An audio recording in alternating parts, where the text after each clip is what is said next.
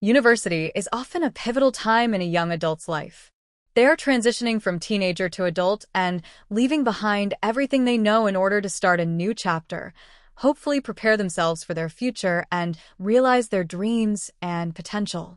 But unfortunately for some, that's just not how life goes. Sometimes those aspirations are taken from them, and their lives are cut short at the hands of another individual. Join us for today's episode as we examine three mysterious, unsolved murders of students. Dana Bailey. On March 4, 1987, 21-year-old Dana Bailey called her parents to let them know that she'd just returned home to State College, Pennsylvania, where she was a student at Pennsylvania University. She had been out of town for a while, visiting her fiancé in Washington, D.C. Her parents, relieved to hear that she was home safe, said goodbye and hung up shortly afterwards.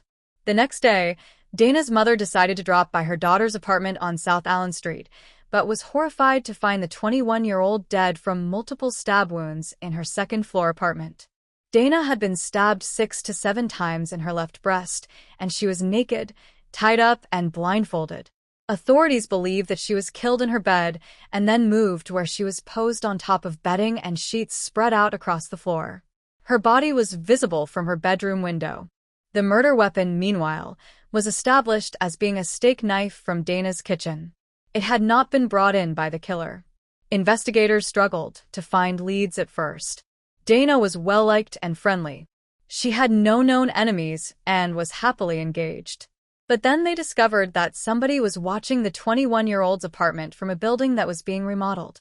Inside a room looking into Dana's home, they found shoe prints which matched those found in her apartment. Notably, 3 other apartments on Dana's floor were empty on the night of her murder, and her roommate was out for the night.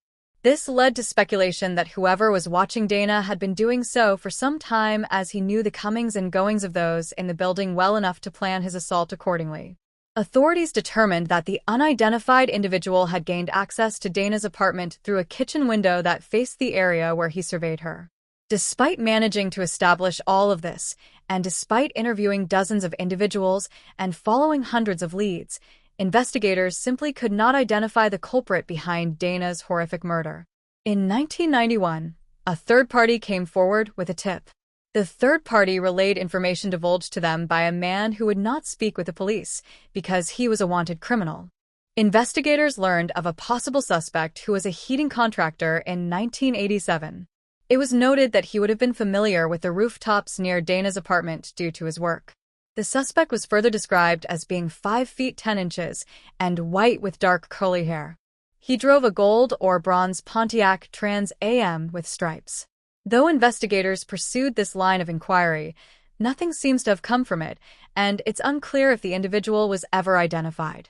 Then in December 2003, investigators received an anonymous letter. Dana's case had been dormant for years, and it seemed like finally there was a break in the case. A chance for law enforcement to pin down a suspect once and for all. While the letter did mention the names of 2 individuals, detectives have been unable to connect them to Dana or her case. Authorities asked the letter writer to step forward so they could question them further about some of their statements. But it doesn't appear that they ever did. Dana's case is still unsolved.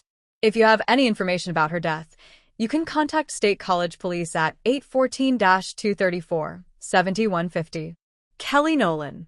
On June 22, 2007, 22-year-old Kelly Nolan, a student at the University of Wisconsin, went out for a night of drinking with a group of friends in her town of Madison. Notably, Kelly had a history with alcohol, often relying on it when her emotions were challenging. She had lost her father in 2006, and just a month before her disappearance, her stepmother passed away. Between 2004 and 2007, Kelly was convicted of drunk driving twice, which led to her license being suspended. She also spent 14 days in county jail for one of these offenses. But on the night of June 22nd, Kelly was determined to have a good time. Later in the night, her friends were ready to go home, but Kelly wanted to keep partying, so she split from the group at around 11:30 p.m. Kelly remained at a bar named the Lava Lounge on West Gilman Street, about half a mile from her apartment, where she continued talking with a young man she'd met. The young man would later reveal to investigators that he didn't know Kelly, but they'd hit it off at the bar and talk for a good portion of the night. According to this unidentified individual, he was going to walk Kelly home because she was being harassed by another patron who was possibly a man she knew. Tom Paris, another bar owner and the employer of the young man who was talking to Kelly that night, recalled, "The guy was giving her the creeps." Before they went home, though, Kelly asked the young man to wait while she used the restroom. She was seen shortly afterwards interacting with the man who'd harassed her that night. Tom Paris observed they were both very drunk, and he admits he was stupid to have left her there when he saw her talking to that guy again outside, but he assumed they were friends. This was the last time the young man saw Kelly. After he came forward to the police, he provided them with a DNA sample and underwent polygraph testing. Both his house and car were subject to extensive searches, but investigators found nothing. He has been cleared of involvement in Kelly's disappearance. Kelly called her sister in the small hours of June 23rd while still at the bar, but failed to return home that night. She was never seen or heard from again. The 22-year-old's body was discovered several weeks later on June. It was located in a wooded area on the property of an elderly woman in the 4700 block of Schneider Drive in Oregon, Wisconsin, about 10 miles from where Kelly lived in Madison. Investigators believe that she died where she was found, and a post-mortem revealed that Kelly's cause of death was blunt force trauma to the torso, which led to bone fractures. There is some speculation that she was hit by a vehicle on purpose, although this doesn't appear to have been confirmed to the media.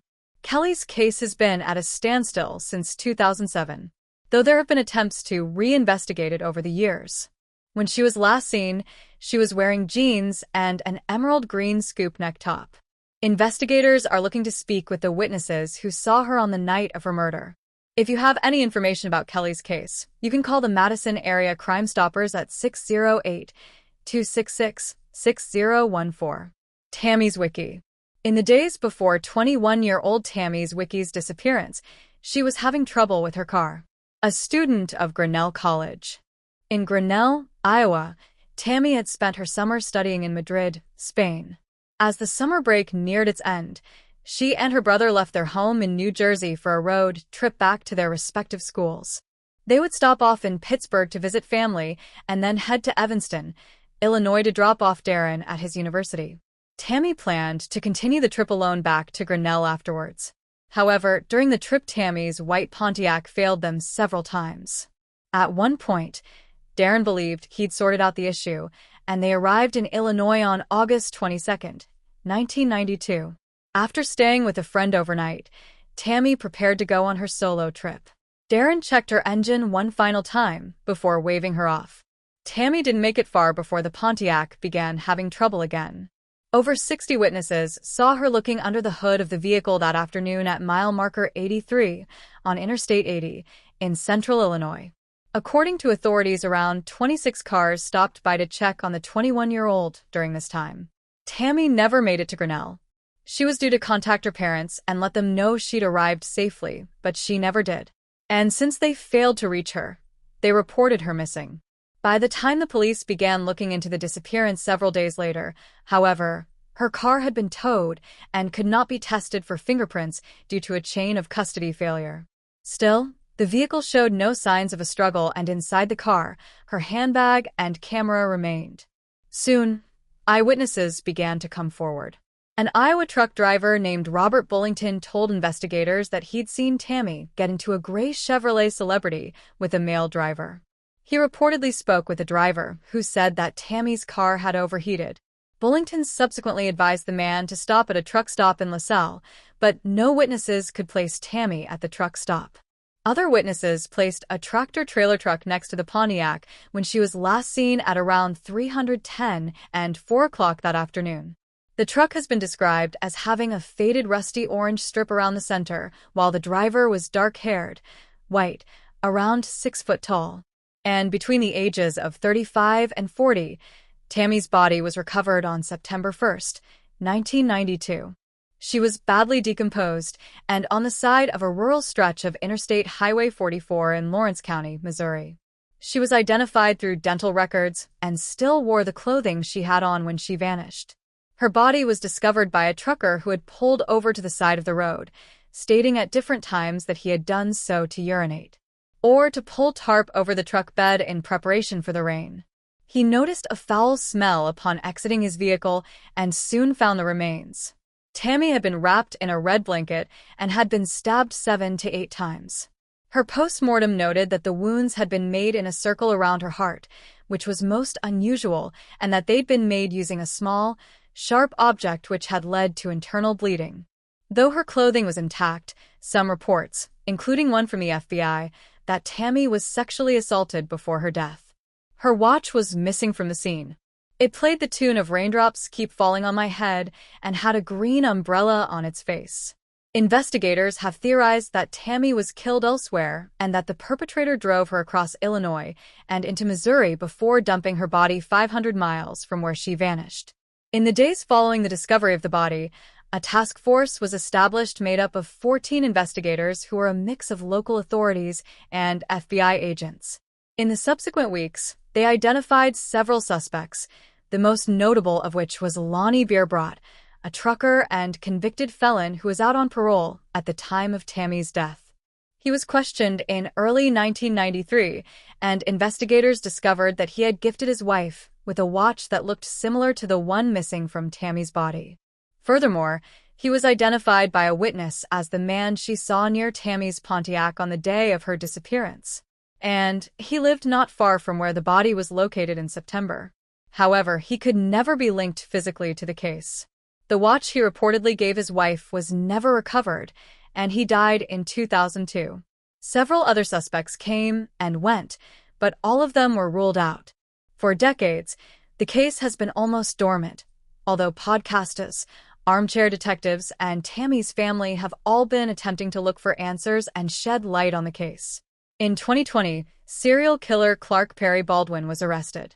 Baldwin was responsible for the murders of 3 women between 1983 and 1997 across the states of Utah, Idaho, Wyoming, and Nevada. Following his arrest, a retired investigator suggested Baldwin could be responsible for Tammy's death because her killing fits the profile of his previous murders. However, law enforcement has stated that he is not considered a suspect in the case. Tammy's case is still unsolved. If you have any information about her murder, can call the Illinois State Police at 815-726-6377 or the FBI Chicago office at 312-421-6700. Can be submitted anonymously to the FBI at the website tips.fbi.gov.